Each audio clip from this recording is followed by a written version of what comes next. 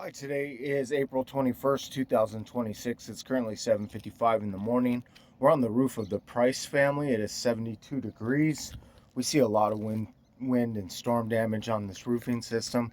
We're going to be doing a repairability assessment on this area of the roof right here.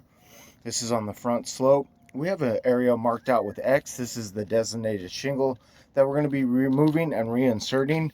We have all the surrounding shingles numbered and marked out as well. 1 and 2 are directly beneath Book X. Book 3 is off to the left and Book 4 is off to the right. Book 5 and 6 overlap the nail strip of shingle Book X. We'll need to get those nails out to get shingle Book X out. And 7 and 8 overlap the nail strip of 5 and 6, which have nails in their nail strip that protrude through the back of Book X. Alright, so what I want to do first is I have some chalk here. If we run into any issues or problems, we'll document that. What I want to do first basically is diagnose the shingle. The shingle is a 3-tab shingle. It starts here and it ends here. I need to get it separated from all the material that binds it to books 1 and 2. So for that, I'll just use my roofing snake. Perfect. Now I need to do the same thing for books 5 and 6. Now for 7 and 8.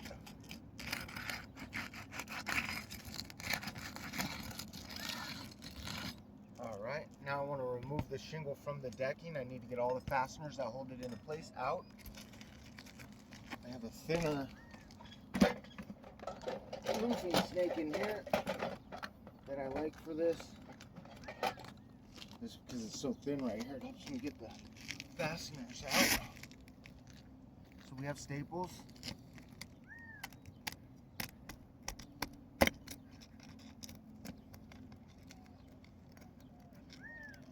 I hate when they do that.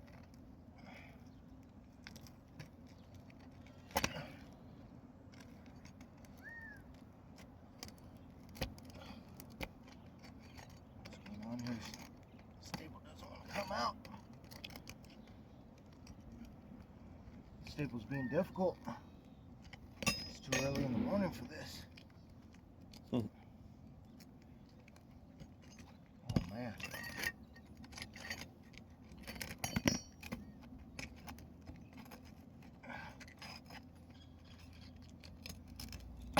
Ah, there we go. Man.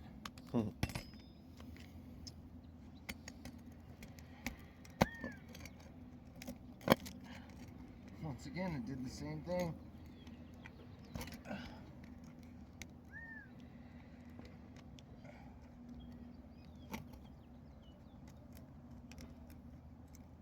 There we go. Rarely have this many problems with staples.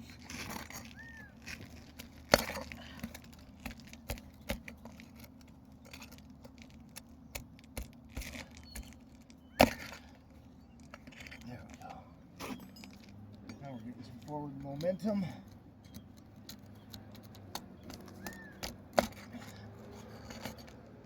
Alright, I have all the fasteners in our nail strip removed. Now I need to remove the fasteners out of 5 and 6. This one's going to be in our way. There we go.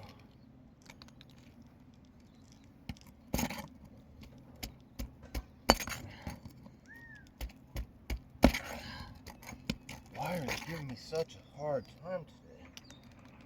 I'm not digging that.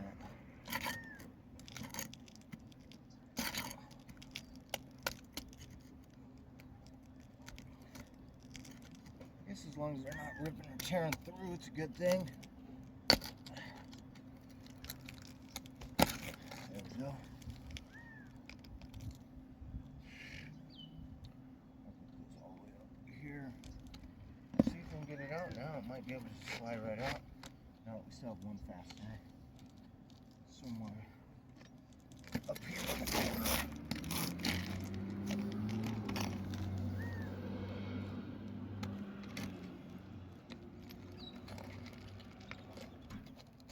sure exactly where this is.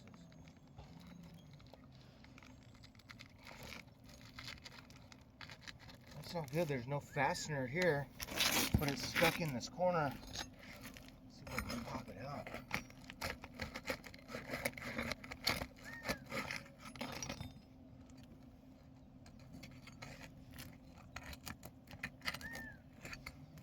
I'm not sure what this is hung up on. Go ahead and pull this one, even though it's not.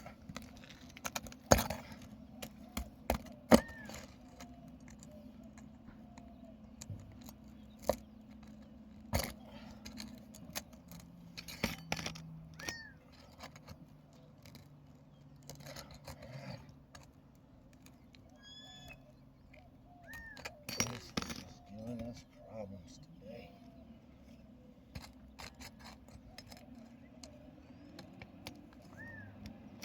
Oh, there we go. Let's see if it comes out now. It still doesn't. Not sure why. There we go. Alright, we've got our shingle out. Now I'm going to do an investigation of the underlayment, making sure that we have a solidly sheathable surface. And I found the reason. Look at this. Oh man, see, look at this. This is what that shingle was hung up on. This dry, crusty additional layer.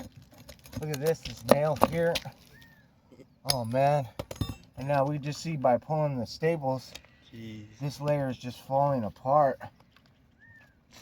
Yeah, by removing the fasteners, it has just gouged and ripped apart the additional layer. Now, I'm not even sure if there's another layer under this. These are very dry and brittle. That's not good. I'm going to document that up here in our notes. Right here. Layer.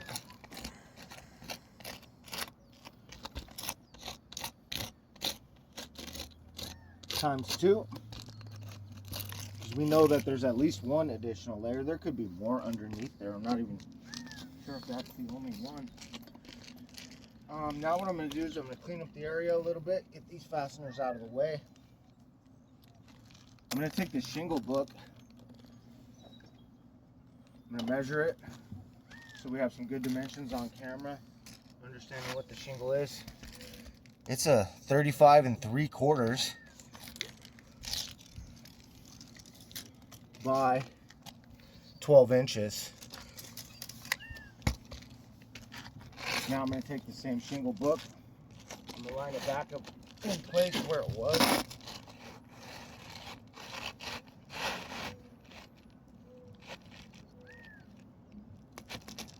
I have the shingle book back in place.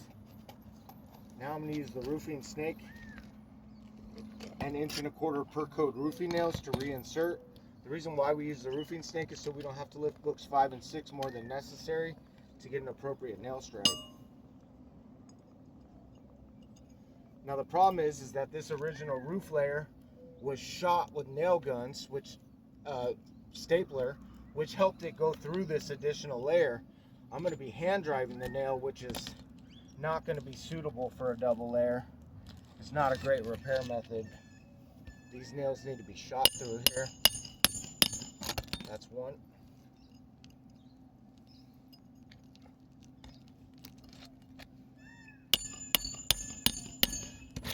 That's 2.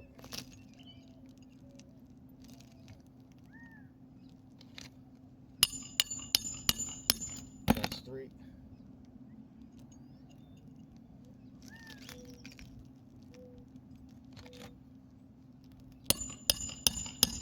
And that's 4. Well, we see all this granule loss because of the double layer is toasting these shingles. We know that there's a double layer that's completely fractured and broken underneath there. I want to go through each shingle and just do a diagnosis of what's transpired and taken place.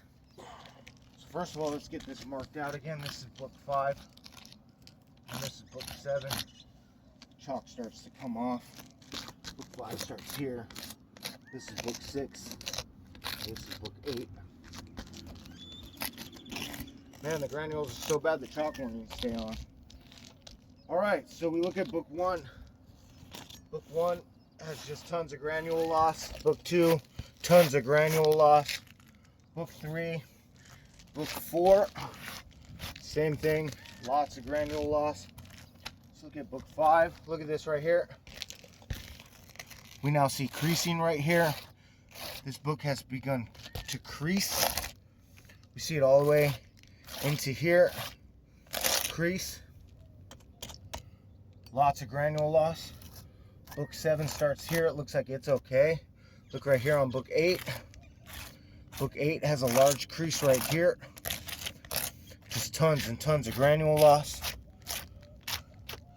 So because of the removal and replacement, we see that book 5 is clearly damaged. Book 8 is clearly damaged. The double layer, we have a ratio of 2 out of 8 books are damaged and need to be repaired because of our repair, because of the double layer, because of these broken pieces, because this is most likely a discontinued shingle. I do deem this roof irreparable.